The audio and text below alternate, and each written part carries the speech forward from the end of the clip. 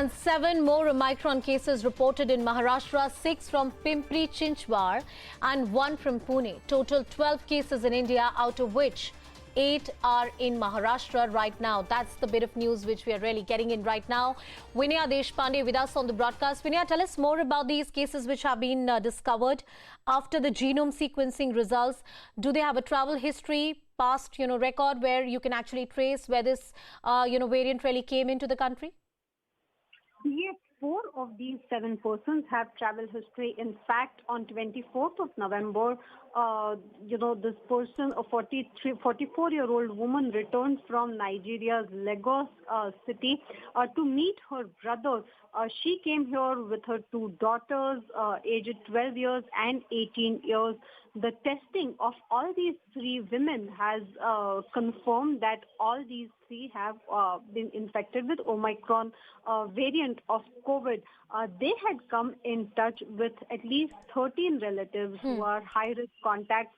All of them were tested, and it was found out that the brother who she had come down to meet, this 45-year-old brother and his 2 children whose ages are 7 years old and 1.5 years old, both daughters, they too have been found to be infected with Omicron. Now, what is interesting is that only the 44-year-old woman currently has mild symptoms, whereas the remaining 5 persons, including her own daughters, her brother and his children, are completely asymptomatic. Now, this is about the 6 cases that have been reported from Pimpri-Chinchwad. With respect to 1 case that has now been reported from Pune, this person had gone to Finland between 18th to 25th of November. On 29th, he had reported a bit of fever, and that is why he got tested.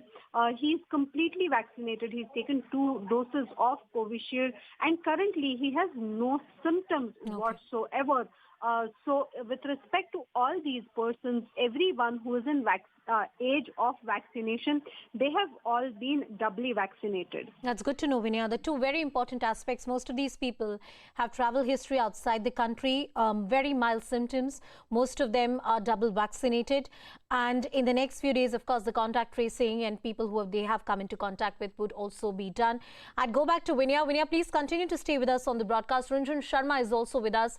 Runjan, more cases detected from the state of Maharashtra. Tell us more about it. Are there more samples which have gone in for genome sequences, the results of which are still awaited? Of course, they are. In fact, the real picture of the Omicron outbreak in the country will be, in fact, in front of us in about a week or so. But this is also a good sign. That means that there is a stringent and a tighter surveillance which is happening at the airports, the screening of the incoming passengers from at-risk countries.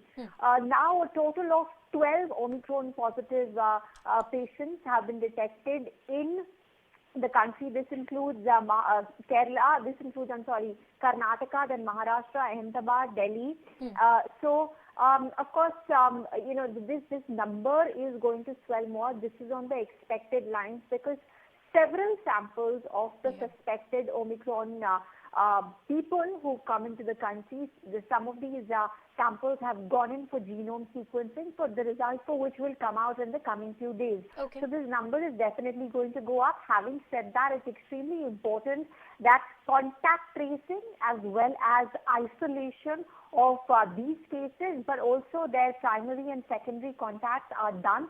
That really is the need of the hour, because if we do that, we'll be able to prevent the Omicron variant from spreading as fast as it would like to.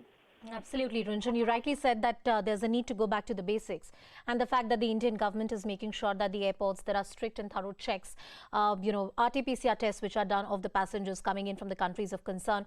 Joining us on the broadcast is also Dr. Sandeep Diwan, who's the critical care from the critical care medicine department of Fortis Gurgaon. Dr. Diwan, thank you so much for joining us on the broadcast. But before I take in a question from you, I want to bring in my colleague Vinaya also into the discussion. Vinaya, we had seen during the first and the second wave of COVID-19 that the state of Maharashtra was unfortunately the most adversely affected state. The nooks and corners, the rural hinterlands were affected by this virus. Right now, the state of Maharashtra and the government, how much are they prepared? What kind of checks are happening at the key airports in the state of Maharashtra? Well, right now, all the protocols that have been issued by the government of India are being followed at all the airports in Maharashtra. Particularly, you know that the Mumbai International Airport is one of the busiest airports in the country. Testing is on. We have also seen additional checks that have been put in place by the government of Maharashtra itself, and there is a compulsory institutional quarantine for all those persons who have been traveling from countries of risk. So as of now, apart from this, there is a continuous screening process that is going on for people who did enter Maharashtra from all these countries between 1st of November till the time the other restrictions had come in place. Contact tracing has been done quite aggressively, and that is how you see that all these cases are currently coming ahead. We've also seen that right now screening is going on even with respect to the high-risk contacts of all those persons who come from other countries as well, which are not directly at-risk countries. So the government says that on one hand, it is rigorously testing persons. On the other hand, the field facilities which have been lying vacant for the past few months are also being readied in case of a requirement, in case the number of cases go up. In any case, the number of vaccinations in the state have gone up after these cases have started to be reported. All right, Ranjan Sharma and Vinaya Deshpande getting us all that perspective. I'm bringing in Dr. Devan into the discussion, who's joining us on the broadcast. Dr. Devan, it is a reality that we'll have to face, and we'd have to make sure that our guard is up. But the number of cases detected with this new variant are likely to increase. Would that be correct to say?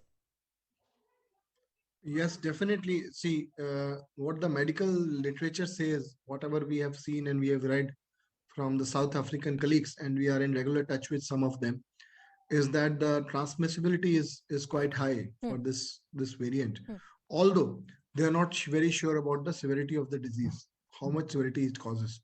Normally, what happens is that once the mutations continue to happen in a virus, the transmissions may go up, but the severity may not go up. So it's not necessary that every mutation that is transmissible is also equally responsible for the severity of the disease.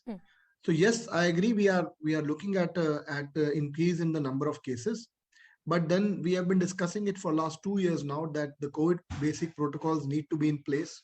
People can't get rid of the basic COVID prevention protocols. And I feel that vaccination will make a difference because, see, the efficacy will be in question of the vaccine, but whether the vaccine will not be effective, I don't agree. The current vaccines will be effective against the new variants also. The efficacy may go down, but still should be good enough to prevent the severity of the disease. Two questions, Dr. Devan. Are our children vulnerable? Because we have seen certain cases of hospitalization in certain countries that you were talking about. And secondly, is there a strong case to make for booster doses for the vulnerable, elderly, the healthcare workers? Is this a question for me? Yes, Dr. Devan, to you. Yes, Dr. Devan, please go ahead. Hello? Yes, sir. If I'm audible to you? We just try and fix that line. I think there's an audio problem with Dr. Sandeep Devan. But as I was talking about that, most of the cases which have been detected here in India have very, very mild symptoms. Most of these people are doubly vaccinated, so that takes care of a lot of concerns. There is no conclusive data to tell us that vaccines will work, but there is no data to say that vaccines won't work. Common sense says that vaccines are likely to work, and as Dr. Devan said, the efficacy may come down. I think Dr. Devan